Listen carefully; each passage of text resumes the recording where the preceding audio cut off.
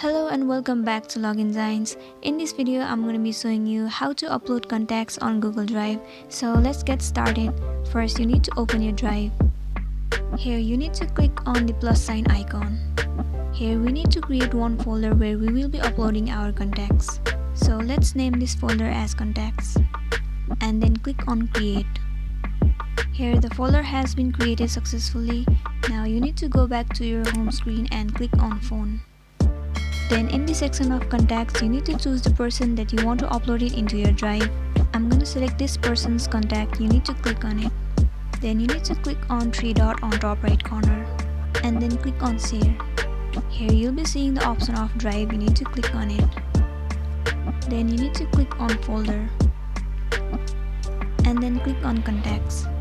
As we are uploading the contacts of the person here, you need to click on select and then click on save. So the contact of this person has been uploaded successfully to your drive. So let's check this out. You need to go to your drive and then go to the folder of contact. Here you can see that the contact of this person has been successfully uploaded to your drive. Well, with this process you can easily upload any person's contact to your drive. So this much for today. I hope this video was useful for you. Thank you for watching it till the end. Have a great day.